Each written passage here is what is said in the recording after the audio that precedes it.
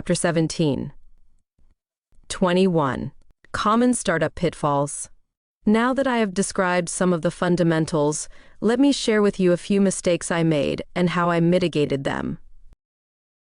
Here, I would like to make it a point that I don't blame any outside factor, because the moment I do so, I lose the power to change it. There's a fine line between what we can and can't control. God grant me the serenity to accept the things I cannot change, courage to change the things I can, and wisdom to know the difference. R. Niebuhr. 1. Wrong values and ethics. When I began my entrepreneurial journey, I was ready to win by hook or by crook because I was desperate to win. Very soon, I realized that people could sense desperate and/or unethical behavior from far away, and it is unsustainable in the long term. I started following the golden rule: do unto others as you would have them do unto you. Instead of using people to build my business, I chose to use my business to build up people. If you use the right principles for a long enough time, those people will build the business and help you achieve what you want. 2. Belief that too much money is bad. A popular belief is that the rich become successful by ripping off the poor and weak. As a result, coming from a lower middle-class family, I didn't want to be part of the rich. I found ways to justify that if I became rich, I would be stressed out and unhappy. Eventually, I learned that money is neither good nor bad, it is just a tool. It amplifies who we are. Further, money reflects the amount of value we have delivered to the marketplace. Truly successful people became wealthy because they served masses of people, and in return, people trusted them back with their money. Ultimately, they know how to make money work for them. Instead of working for money, they have the resources to focus on meaningful work and live a far more relaxed and fulfilled life. Lastly, the purpose of business should be to do something more than just make money. There should be some genuine value addition to the marketplace, or else the business will go bankrupt quickly. 3. Procrastination in the name of perfection. From an early age, I was told many times that I wasn't good enough. Whenever I made a mistake, I was punished by my teachers. As a result, I started developing a fear of failure. I would invest weeks to months perfecting a plan and waiting for that perfect time, hoping that it would be fail-proof. But a fail-proof plan doesn't exist. As soon as I started, I would give up because I wasn't able to follow my plan the way I had hoped to. I would let what I can't do come in the way of what I can do, and focus on perfection instead of progression. Life will happen whether we have a business or not. We can't wait for all the lights to turn green before we hit the road. We need to figure things out during the journey and simply get in the car, turn on the GPS, and drive. On top of that, I thought that if I worked hard at my job, I would gain experience so that I could succeed in my business. I eventually realized that it doesn't work that way. Working in a job is very different from owning a company. After all, no matter how many hours we spend as a passenger in an airplane, it doesn't make us eligible to fly the airplane. Unfortunately, or maybe not, all our conditioning and education has been to become a sophisticated passenger. 4. Ego and lack of unity with mentors. Because I had a good track record as a researcher and was working in one of the top 10 universities in the world, I had a false perception that I knew everything. My confidence gradually turned into overconfidence, and as a result, my growth became stunted. It took me a few years to humble down and start listening to people more credible, experienced, and successful than me. I eventually realized that I might be an expert in nanotechnology, but I was still in kindergarten in the world of entrepreneurship. Only when we can be a good student can we be a good leader. And that goes for the people in our team too. Further, I had to learn to start contributing value before expecting any mentorship in return.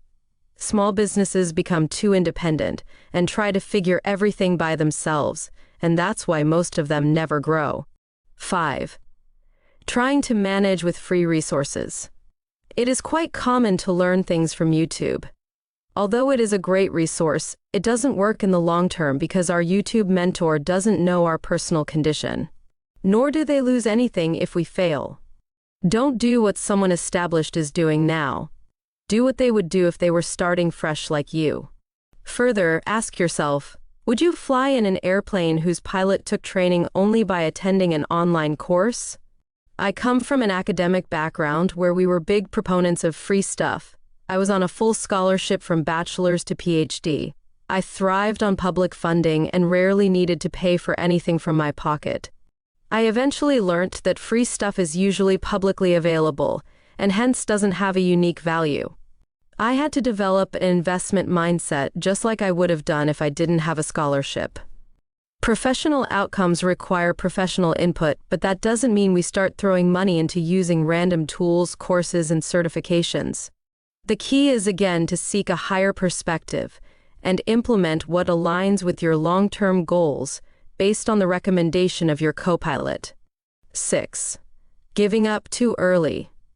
When I was a kid, I was very gritty, but as I grew up, I started taking the easy way out. It's easy to give up when things get tough, but it takes character to not just go through the pain, but to grow through the pain. Leaving my comfort zone of academic research, going out, and getting my hands dirty in the field of entrepreneurship required a very strong internal push. Since I was so used to getting results immediately, like receiving a paycheck every month, which is one of the biggest addictions most of us have, it took a lot of reprogramming to stop overestimating the immediate and underestimating the long term of entrepreneurship. Especially when we haven't invested a fortune to start our venture, we tend to treat our business casually, and hence it eventually becomes a casualty. The only way to overcome this issue is to treat your business like a multi-million-dollar business. If you treat it like that, it will eventually become one. Keep in mind that Amazon took more than 14 years to make its first profit. In fact, there is a saying in the Indian state of Gujarat that one needs to invest 1,000 days of dedicated full-time effort under the right mentorship before making any decision about quitting. On similar lines, Malcolm Gladwell in his book Outliers talks about investing 10,000 hours.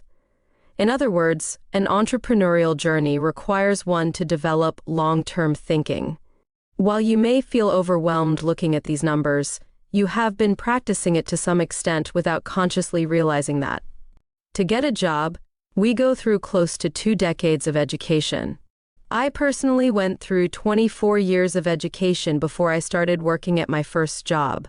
Professional output requires professional input. Thankfully, the way I have suggested to build a company requires less effort compared to conventional businesses.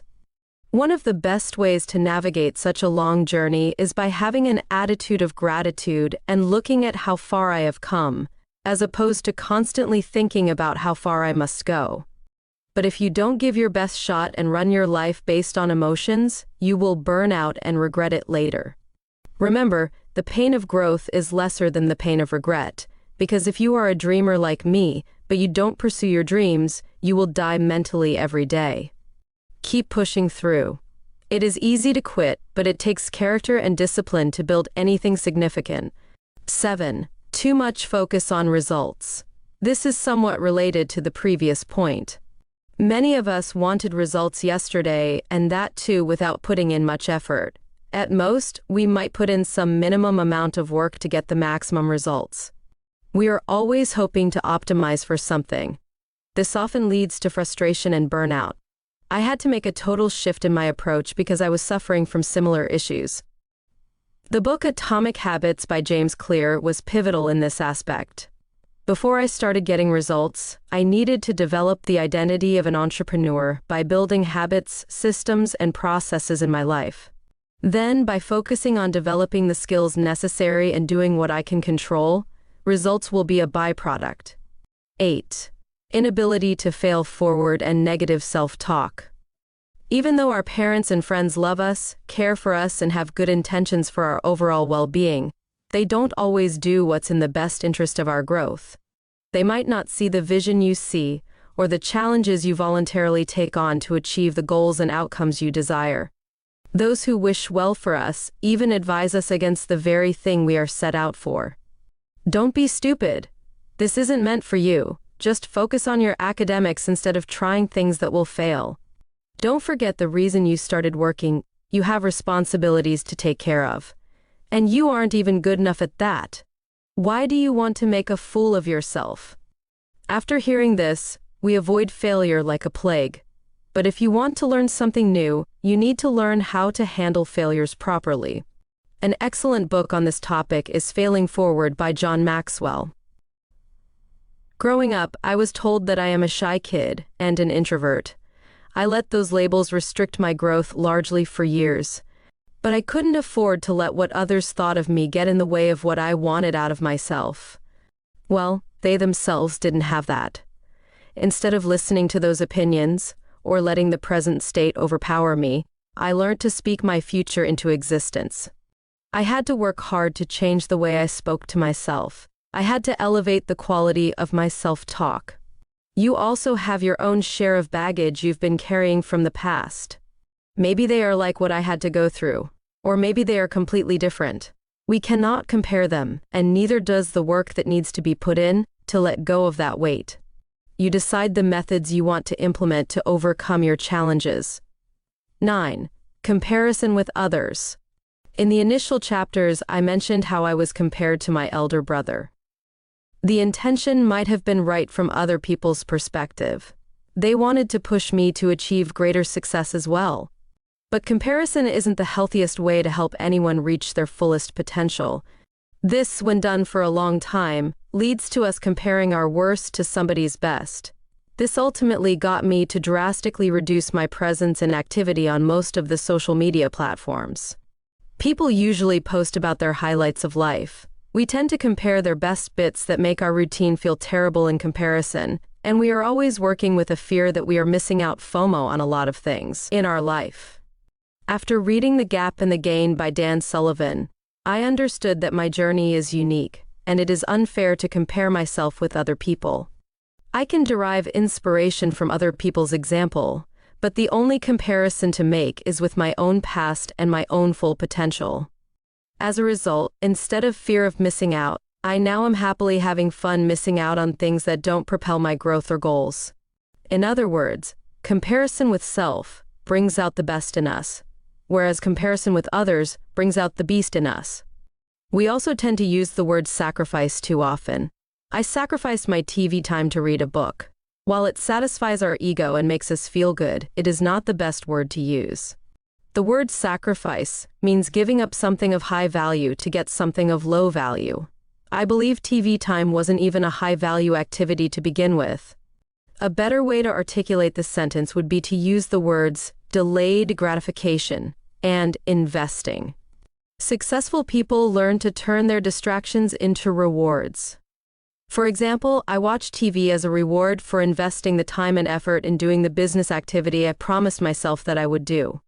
Of course, the reward size needs to be justified. I can't reward myself with 30 minutes of TV time for reading a book for 15 minutes. Probably 5 minutes of TV time for each hour of honest work is a good justification. At least for me. You should decide reasonable rewards for yourself. Ultimately, if you are not fair and honest with yourself, the only person who will lose is you. 10. Mess up in other areas of life. We live an integrated life, and each area relates to another. If we mess up in one area of life, its effect shows up in every other area. At different stages of life, I have messed up in my health, finances, relationships, and career, either because of a situation at that time or baggage from the past, as messing up is part of the journey when it comes to growth. Each time something like that happened, my business was affected negatively. Thanks to mentorship, there were other pairs of eyes that looked at my blind spots, and I was able to manage them well enough that I could continue my entrepreneurial journey without getting completely derailed. For example, coming from an academic background, we tend to make our job as center of our life. My mentors helped me realize that I should treat my job like a side hustle because it is temporary. My main hustle should be my own business because it can last for generations. We stay in a rented apartment until we have something of our own. Another way to look at it is that our business is like our baby.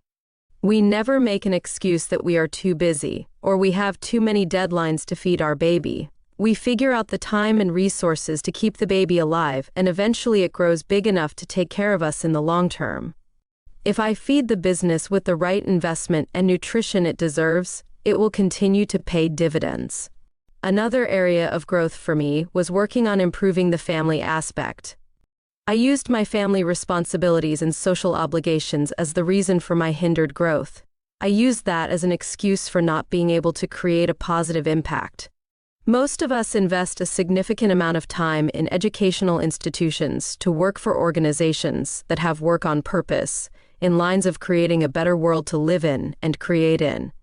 We are conditioned by these work cultures and want to be a part of these bigger causes. We want to create a dent in the world. I wanted to do that as well through my scientific research. But when I took a pause to reflect on my own life, my own world was in a mess. What's the point of changing the world when I haven't been able to change mine? Instead, if we can focus on building a strong home team first, we can become a prototype worth duplicating and create a sustainable generational legacy. 11.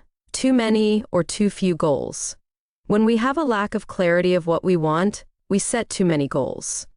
We get defocused trying to manage multiple things at once, slow down when we get stuck, and then finally feel drained and dejected. Once I found that my career wouldn't produce the results I wanted, I started treating my job like a side hustle. That's why I always encourage aspiring entrepreneurs to find a low-engagement job and learn to automate, delegate, or eliminate their responsibilities. We need to say no to 100 things so that we can say yes to the priorities that matter to us. When we have a low self-image, we set too few goals. We have a fear of failure and hence we shoot too low. I have faced both at different stages. Having 3 to 5 solid SMART goals at any point of time is a good number. If you are unsure about what SMART goals are, a simple Google search will help you start planning out structured and well thought out goals. 12. Focus on technical skills. I come from a hardcore technology background where I was hired to deal with technical stuff. My entire life was focused on developing my technical skills. But as I became an entrepreneur, I realized that I'm not in a product or service business, I'm in a people business. Irrespective of what product or service you're dealing with, there are stakeholders, investors, employees, clients, and customers involved. And they are all people. That's why I had to shift my focus from technical skills to people skills. 13. Blindly following the system. Coming from the background I grew up in following the academic career I pursued, I wasn't the best of networkers. When I started my entrepreneurship journey, my mentors recommended that I go out and meet people at public places to overcome my uneasiness and fear of talking to people. An academic, I personally found it to be a very time-consuming and ineffective process because it was very random. I started experimenting with social media. My mentors gave me safe space to fail and suggestions on how to optimize the online approach. It took me a few years to master the basics, but eventually I was able to flip the equation, where instead of me reaching out, high-quality people started reaching out to me. Had I only followed what was told of me, I could still have succeeded, but I wouldn't have been that effective because I would be operating on my weakness instead of my strengths. 14. Trying to get people. Most of us grow up idolizing movie and sports stars and celebrities, wishing to get to that level of influence one day. In business, it could be trying to find a person whose presence can change the face of our business for good. We chase down our friends and family and try to convince them to get in on the act with us. To sound good, we show off and start preaching instead of practicing. Some entrepreneurs do get lucky, but that isn't a recipe for sustainable results. After a lot of setbacks, I decided to make a major shift within me. I decided to stop looking for the ideal leader outside and focused my energy on developing myself into a leader worth following. I decided to stop chasing people. The moment I started making this shift and started sharing about my journey to the rest of the world through social media and in person, people started resonating with my thoughts and started reaching out for collaborations. In other words, when you are ready, your team will appear. Even if some of your close family and friends choose not to support you, there are still 8 billion people and counting on this earth. If you can't stand for yourself, why would others choose to be under your leadership? 15. Focus on credentials instead of character. We are programmed by our education system to respect people who have a lot of degrees. Just because somebody has a lot of degrees or certifications, we tend to give them an easy entry into our system. No wonder the standards are diluted and politics begin. That's why before I decide to collaborate with anyone, I set their resumes aside and look for their future desired state, open-mindedness, growth mindset, ability to build new habits, and humility to ask questions instead of questioning the process. I go with the intention to truly look at who they are, not at their academic qualifications. In fact, many employers are slowly shifting in this direction of selection to some extent as well. For me, if any of these above-mentioned characteristics are missing, it doesn't matter how many degrees they have. I kind of know they aren't truly going to challenge themselves out of their comfort zone to work on building a successful partnership. Their credentials tell me where they come from, but their character tells me where they are headed. 16. Fear of success. Coming from a lower middle-class family, I used to carry heavy emotional baggage so that success wasn't for me. I tended to start doubting my own ability and success whenever good results started showing up. We start getting a feeling that if it is too good to be true, then these positive results won't last for long. Or I wouldn't try doing something new and keep repeating the same work again and again because it felt comfortable. Even if our organization grows, it will eventually fall to the level of our leadership and self-image. My mentors helped me develop a mindset that anyone can be successful provided they don't get in their own way.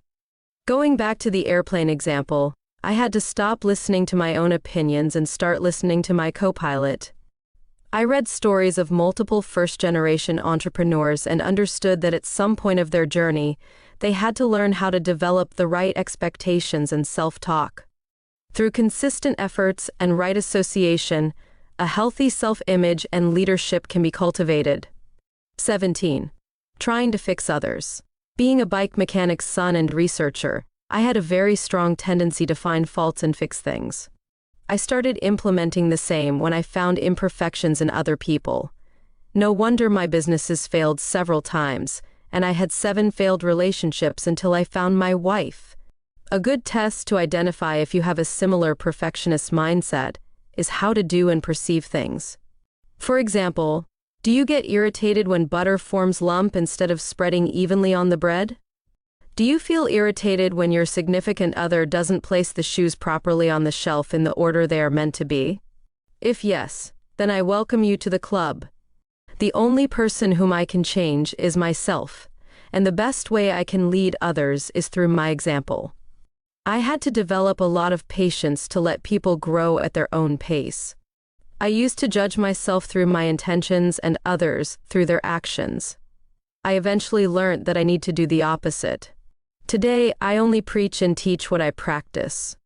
Frustration happens when we try to go too far with too few, be it partners or customers.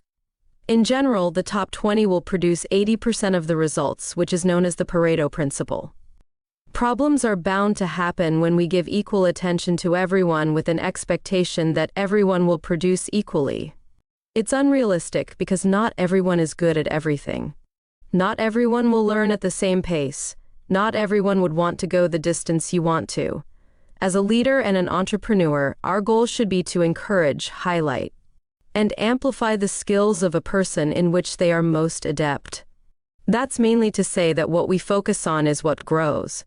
Focus on gratitude, what's right, instead of what's wrong. Nothing is perfect.